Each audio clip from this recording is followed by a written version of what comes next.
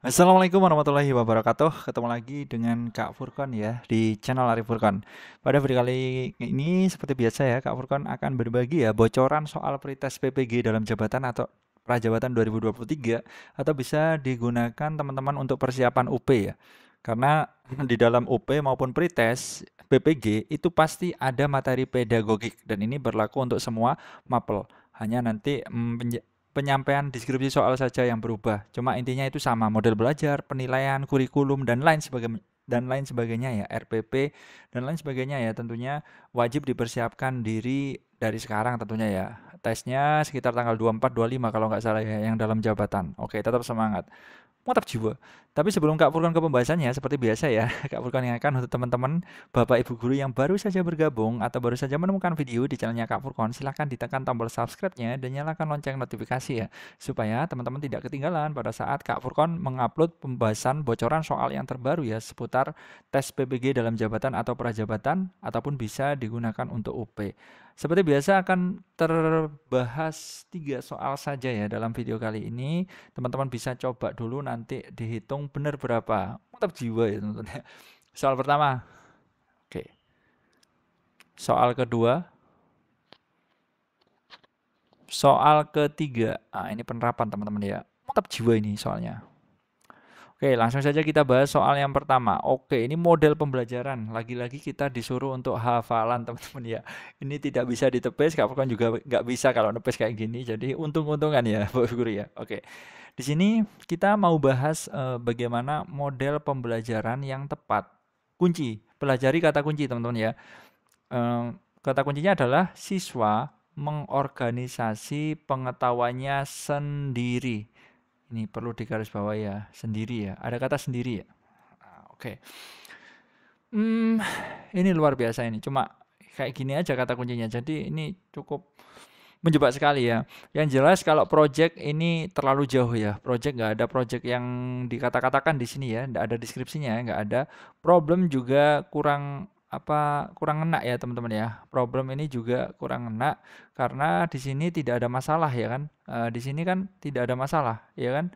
Tidak ada masalah yang terjadi gitu loh. Tidak ada masalah. Oke. Lah, antara discovery sama inquiry. Lah kalau di sini mengorganisasi pengetahuan sendiri itu lebih ke inquiry. Kalau menemukan ya kan nggak ada kata-kata sendiri itu discovery teman-teman ya. Discovery ini menuju benar ya kan tapi kurang tepat. Di sini ada kata-kata menemukan pengetahuan sendiri ya. Menemukan atau mengorganisasi sama ya sendiri pengetahuannya. Sendiri pengetahuannya. Ini ciri-ciri khasnya seperti itu ya, teman-teman. Pengetahuannya. Jadi ada kata-kata di sini sendiri. Nah, coba lihat ini nepis ya ini teman-teman ya. Jadi kita nepis ini wajib ya minimal pernah membaca ya teman-teman ya. Oke. Yang pertama di sini Kak Furkan sudah sampaikan sih, sudah pernah Kak Furkan sampaikan di video keberapa itu lupa ya Kak Furkan bisa teman-teman cek di playlistnya Kak Furkan. Ini ada 4 ciri utama ya. Model yang pertama kita bahas yang problem based learning. Nah, ini tentunya problem berarti ada masalah, ya kan?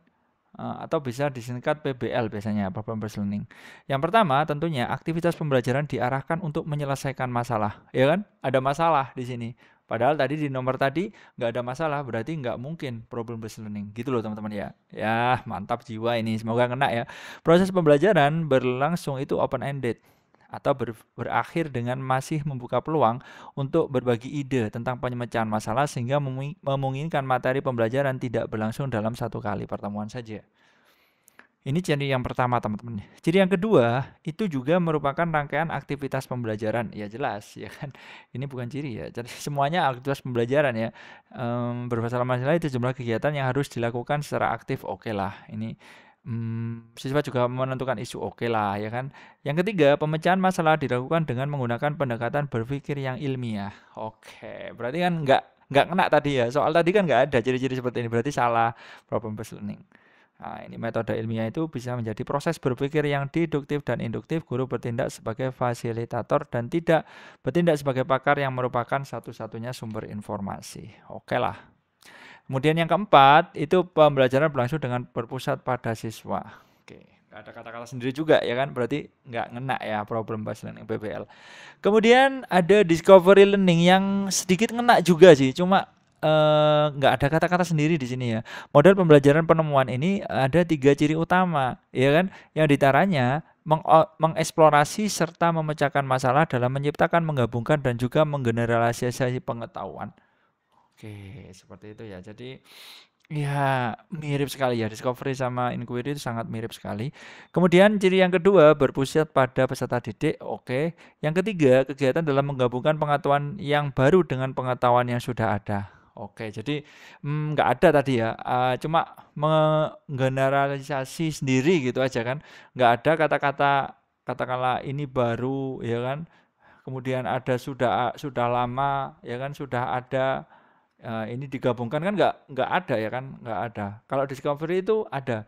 Jadi kalau teman-teman menjumpai soal, misalkan ada, oh si A ini sudah punya pengetahuan ini, kemudian diajarkan oleh guru, mendapatkan pengetahuan baru lah, siswa disuruh gabungkan, itu discovery pasti. Gitu. Kemudian ada karakteristiknya, itu juga yang pertama, itu peran guru sebagai pembimbing, oke lah, peserta didik aktif ya, sebagai seorang ilmuwan. Yang ketiga, bahan ajar yang disajikan dalam bentuk informasi. Oke, membandingkan, mengategorikan, menganalisis, serta membuat kesimpulan. Jadi tidak ada ya, tadi di soal, kita coba sepil lagi soalnya teman-teman ya, supaya teman-teman bisa ngena ya, nanti soal diubah-ubah bisa tetap paham. Nah, di sini cuma pengetahuan aja ya, nggak ada kata-kata lama dan baru, cukup bisa dipahami ya. Jadi bukan discovery itu mengkaitkan antara pengetahuan yang sudah dimiliki siswa dengan pengetahuan baru yang disampaikan oleh guru, seperti itu. Bisa dipahami ya. Oke, mantap jiwa. Oke. Kemudian, lah nanti selain discovery learning itu juga ada inquiry learning, ya kan? Inquiry itu ya mirip sebenarnya Kak sama discovery itu ya. Lah di sini memiliki ciri dan karakter kuat yang membedakannya dari model yang termasuk juga discovery learning. Jadi intinya discovery learning itu terbagi menjadi beberapa. Salah satunya itu inquiry, seperti itu. Lah yang pertama ini sudah jelas ya teman-teman. Inquiry itu menekankan pada aktivitas siswa yang secara maksimal untuk mencari dan menemukan atau mengorganisasi ya, pendekatan inquiry menempatkan siswa sebagai subjek belajar. Lah, seluruh aktivitas yang dilakukan siswa diarahkan untuk mencari dan menemukan sendiri. Di sini ada kata-kata sendiri, teman-teman ya. Ada kata-kata menemukan sendiri, ini sudah jelas sesuai dengan di soal ya. Dari sesuatu yang dipertanyakan sehingga diharapkan dapat menumbuhkan sikap percaya diri, yang artinya dalam pendekatan inquiry itu guru ditempatkan bukan sebagai sumber belajar melainkan sebagai fasilitator saja. Ada kata-kata sendiri ya. Kemudian yang ketiga, tujuannya penggunaan strategi inquiry sudah mengembangkan kemampuan intelektual sebagai proses dari mental. Jadi jawabannya yang tepat adalah inquiry. Seperti itu. Kemudian kalau project based learning atau disingkat PBJL ya, biasanya ini disingkat PBJL ya kan. Progress based learning ya, project based learning PBJL. Lah di sini ciri-cirinya itu guru itu menjadi sama ya sebenarnya, mirip teman-teman ya. Jadi memang harus banyak membaca teman-teman ya. Yang pertama, peserta didik membuat keputusan tentang sebuah kerangka kerja. Yang kedua, permasalahan atau tantangan yang diajukan kepada peserta didik. Yang ketiga, peserta didik mendesain proses untuk menentukan solusi atas permasalahan atau tantangan yang diajukan. Kemudian yang keempat, peserta didik secara berkolaboratif bertanggung jawab untuk mengakses dan mengelola informasi. Kemudian ada evaluasi. Yang terakhir adalah melakukan refleksi. Oke, jadi intinya ada kerangka kerja ya teman-teman ya. Jadi ciri khasnya PBJL itu ada kerangka kerja. Kerangka kerja karena kita menyusun proyek ya teman-teman ya. Kerangka kerja ini biasanya digunakan di kurikulum Merdeka itu rata-rata PBJL ya. Project based learning biasanya ya kan, termasuk ada P5 itu kan ada produknya, jadi lebih ke cocok ya di kurikulum Merdeka. Mungkin ada soal seperti itu, teman-teman bisa menepisnya dengan cara seperti itu ya. Oke, menepis langkah soal selanjutnya ya teman-teman ya. Mantap jiwa, semoga kena ya teman-teman ya. Di sini langkah yang pertama ya untuk tahap persiapan menulis PTK. Eee, teman-teman harus pahami ya kalau PTK itu kan penelitian tindakan kelas. Jadi, kelas itu harus ada masalah kan. Jadi untuk PTK itu masalah itu adalah yang paling pertama ya kan dicari. Kita cari masalahnya, nilainya jelek atau siswanya ramai terus ya kan, nggak kondusif, siswanya bosen atau gimana, itu kan ada masalah. Berarti ini jelas kita secara penepisan, ilmu penepisan itu jawabannya adalah menemukan masalah dalam pembelajaran. Kalau nggak ada masalah gimana Kak? Ya nggak mungkin terjadi penelitian. Ngapain ya kan kita melakukan penelitian kok nggak ada masalah. Seperti itu. Jadi kalau penelitian tindakan kelas itu, kalau penelitian itu berawal dari masalah teman-teman ya. Kita coba sepil. Ini teman-teman ya, membuat PTK yang harus diperhatikan. Yang pertama tentunya menemukan permasalahan, ya kan? Kemudian mencari solusi. Kemudian membuat rumusan masalah, membuat tujuan. Tujuan itu jawaban dari masalah tadi. Yang kelima, susunan konsep perbandingan yang dijadikan landasan pelaksanaan. Yang keenam, menyusun rangkaian tindakan. Yang ketujuh, menetapkan cara untuk mengumpulkan data, dan yang terakhir adalah analisis data. Sebenarnya gampang ya teman-teman ya. Jadi yang sulit tadi nomor 1 ya kan, mirip-mirip soalnya. Kemudian soal terakhir, ini analisis ya. Gini, kita lihat kata kuncinya saja teman-teman ya. Di sini kan yang A itu sudah ada terampil, kemudian B itu kritis, yang C ini memahami saja. Artinya kita cukup tahu saja masalah itu loh seperti apa, kita nggak ada tindakan, memahami saja. Kemudian di sini yang D itu adalah yang paling tinggi ya, mau mengatasi, mampu mengatasi. Nah, sekarang kita coba analisis ya satu-satu. Di sini kan Pak Amir hanya menggunakan media gambar, hanya menjelaskan saja ya dilengkapan video, menampilkan masalah, ya kan? Kemudian kenakalan akibat bencana alam dan kemampuan yang aktualisasikan Pak Amir itu adalah, jadi tidak ada solusi kan? Cuma ini loh masalahnya seperti ini. Ini berarti tidak ada solusi, belum ada solusi ya kan? Atau belum ada solusi, tidak ada solusi.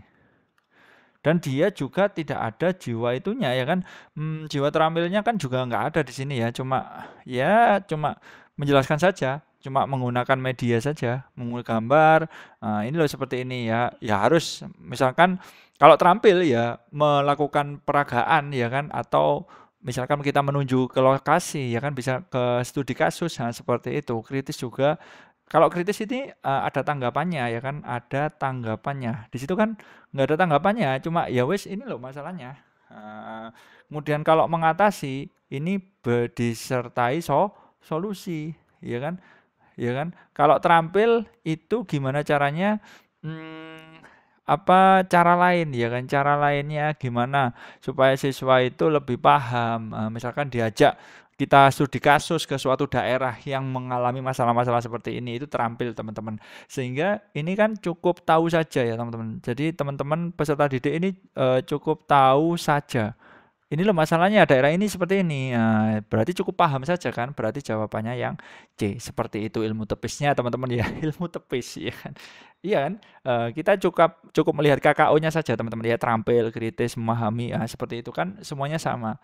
Nah, itu untuk menyingkat waktu, jangan sampai lebih dari 1 menit intinya ya kan. Kalau bisa kurang dari 1 menit itu malah bagus, seperti itu. Oke, seperti itu dulu pembahasan soal dari Kak Furqon. Moga-moga ngena ya soal pedagogi untuk semua mapel, baik untuk UP, untuk pretest juga sama saja. Ini adaptasi dari soal pretest tahun kemarin 2022, dan nanti soalnya insya Allah bakalan mirip-mirip, cuma beda deskripsi soalnya saja. Seperti itu. Oke, salam semangat terus dari Kak Furqon. Tetap semangat dalam belajar mempersiapkan diri, karena persiapan itu adalah separuh dari perjuangan. Dan jangan lupa disertai berdoa.